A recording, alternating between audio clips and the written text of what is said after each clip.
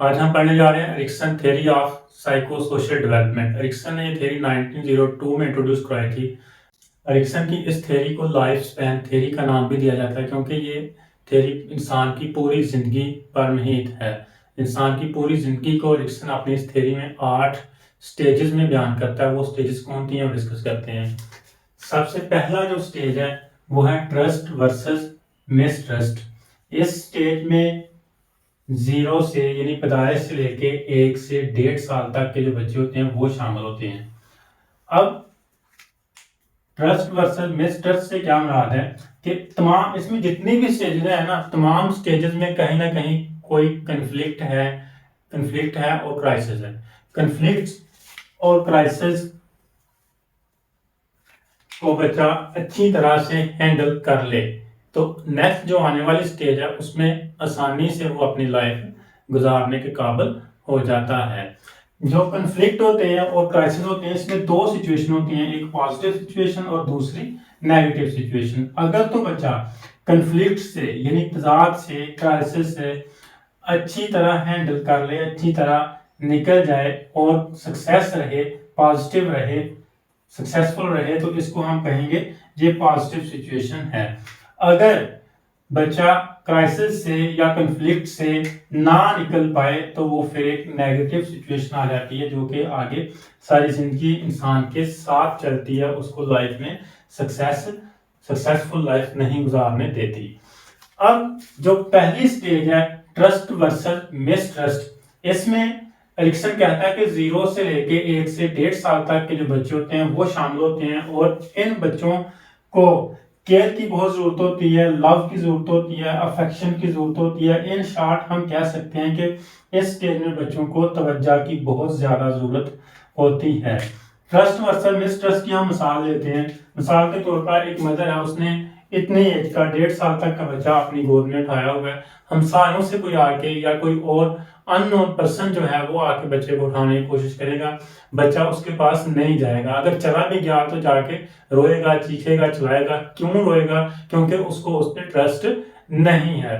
तो बच्चे को ट्रस्ट किन लोगों पे होता है? जो उसके करीबी लोग होते हैं और बच्चा चाहता है कि उन लोगों से उसे केयर मिले, लव मिले, अफेक्शन मिले। यानी इन शॉर्ट बच्चे को उन लोगों से तवज्जो चाहिए होती है जो कि बच्चे की नेक्स्ट स्टेज में बहुत ज्यादा काम आती है, बहुत ज्यादा हेल्पफुल होती है। अब ये तीनों चीजें अगर बच्चे को मिली जाएंगी तो बच्चे को एक होप मिलेगी, उम्मीद मिलेगी अपनी नेक्स्ट लाइफ के लिए। जब होप मिलेगी इन तीनों चीजों की वजह से तो बच्चा अपनी जात पे ट्रस्ट करना सीखेगा और फिर आने वाले वक्त में दूसरों पर भी ट्रस्ट करना सीखेगा। जब ये ट्रस्ट करना सीखेगा तो अपनी लाइफ को आसानी से अच्छी तरह से गुजारने के काबिल हो जाएगा। यानी well adjusted in society. Well adjusted society यानी अपने आप को अच्छी तरह से सोसाइटी में एडजस्ट करने के काबिल हो जाएगा। सेकंड वन जो इसकी स्टेज है वो है autonomy versus shame and doubt. Autonomy versus shame and doubt में एरिक्सन कहता है कि 1.5 से 3 साल की एज के जो बच्चे होते हैं वो इस स्टेज में आते हैं। अब इस स्टेज के बच्चे थोड़ी बहुत आज़ादी चाहते हैं, फ्रीडम चाहते हैं पेरेंट्स से, तो उनको फ्रीडम देना चाहिए। यानी थोड़ा बहुत बच्चों को आज़ाद करना चाहिए, बहुत ज़्यादा नहीं आज़ाद करना चाहिए। अब फ्रीडम भी चाहते हैं, ये फ्रीडम कैसे हो सकता है? मसलन टॉयलेट ट्रेनिंग, बच्चे को खुद टॉयलेट जाने दिया जाए। उसके बाद फुल कंट्रोल नहीं होना चाहिए बच्चे पे इस स्टेज पे।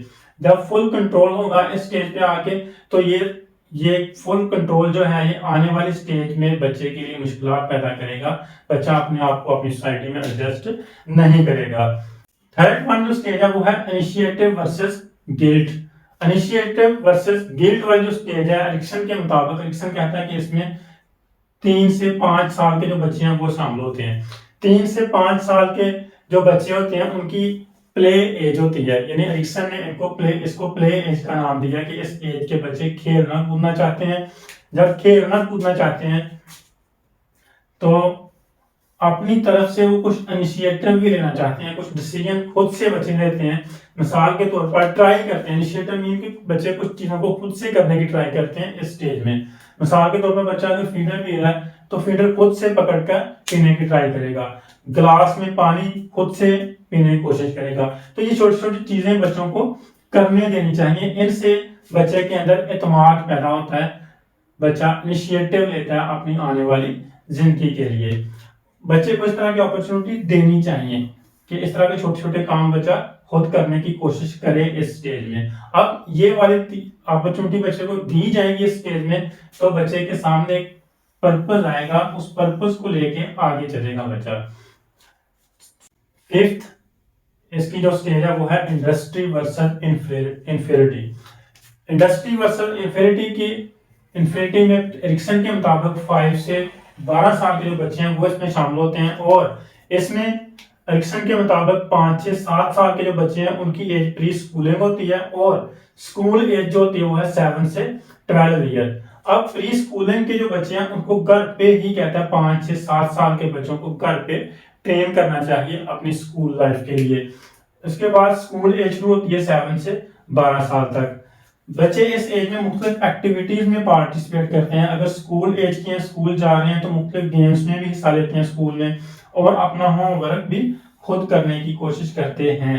और ये चीजें सारी की सारी इस स्टेज में बच्चों को करने देनी चाहिए, क्योंकि इन सभी चीजों से बच्चे के अंदर कॉम्पिटेंसी पैदा होती है आने वाले वक्त को लेके, क्योंकि हमने तमाम जिंदगी बच्चों के साथ नहीं रहना होता, तो इसलिए बच्चों को उनकी एज के साथ साथ आजाद करने की जरूरत होती है।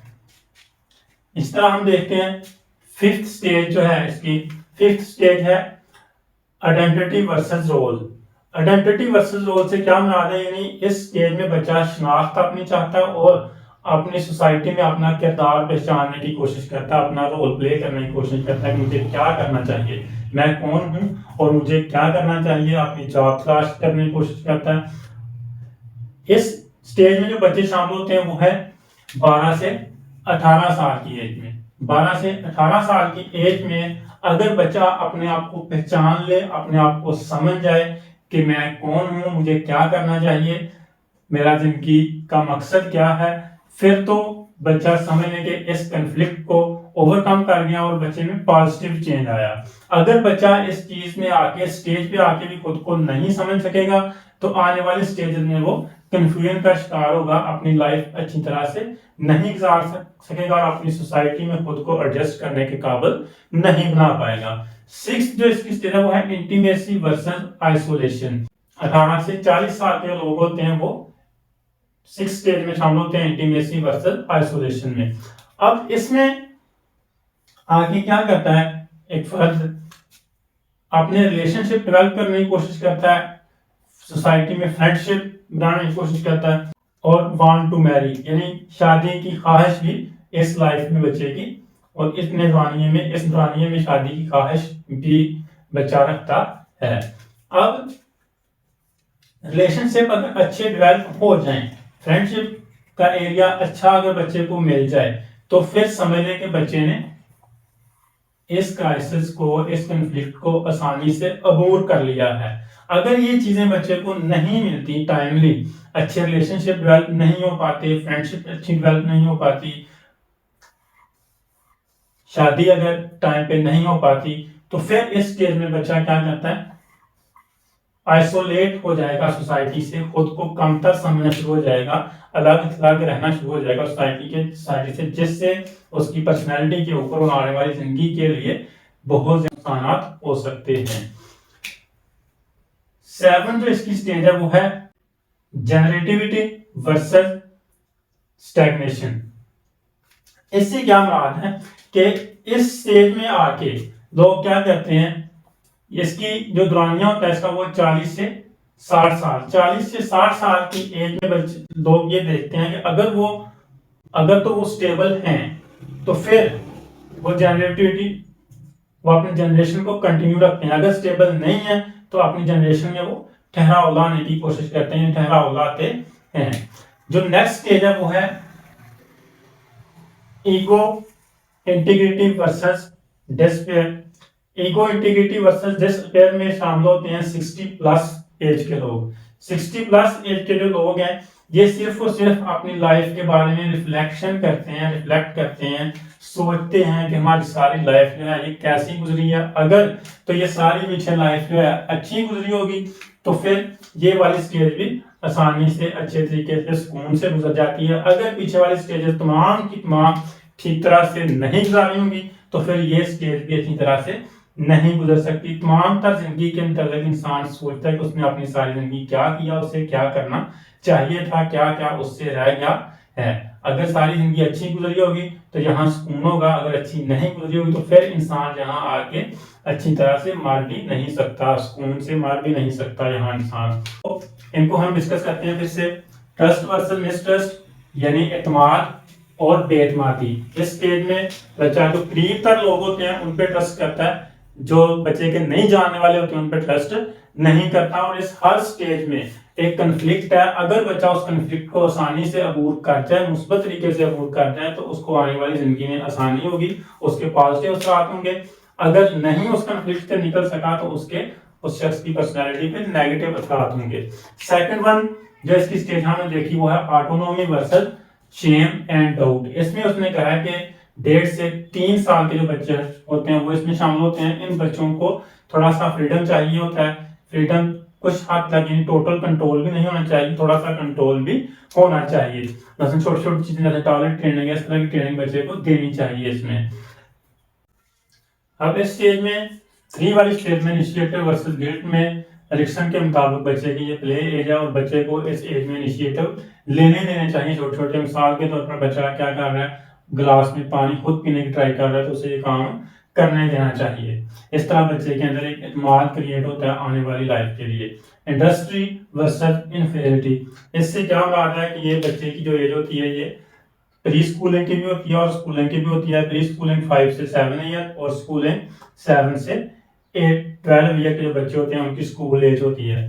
तो इस तरह के बच्चे मुख्तलिफ एक्टिविटीज में पार्टिसिपेट करते हैं, जैसे स्कूल का काम है उसको करने की कोशिश करते हैं खुद से, और स्कूल की गेम्स में हिस्सा लेने की कोशिश करते हैं। और ये काम अगर बच्चे करेंगे तो बच्चा समझें कि ये पॉजिटिवली इस कंफ्लिक्ट को अबूर कर गया और उसके अंदर एक मुकाबला की स्लाइड, कॉम्पिटेंसी की स्लाइड पैदा होती है। फिफ्थ वन जो स्टेज है वो है आइडेंटिटी वर्सेस रोल। इसमें क्या है, बच्चा अपने आप को पहचानने की कोशिश करता है। ये 12 से 18 साल एज में बच्चे शामिल होते हैं इसमें। अपने आप को पहचानने की कोशिश करता है और ये देखता है कि मुझे सोसाइटी में क्या करना चाहिए। इसके अलावा अगर बच्चा इन चीज़ों को आसानी से समझ जाए तो समझे बच्चा इस कंफ्लिक्ट से भी निकल गया पॉजिटिवली। अगर बच्चा इस चीज़ को हैंडल ना कर पाए तो बच्चे की लाइफ में कंफ्यूजन आ जाती है। अब ये वाले जो 5 स्टेजेस हैं, जैसा कि मैंने पहले भी कहा कि पहली 5 स्टेजेस टीचिंग के लिए बहुत ज़रूरी हैं। नेक्स्ट वन जो 3 स्टेजेस हैं वो टीचिंग के लिए इतनी ज़रूरी नहीं है।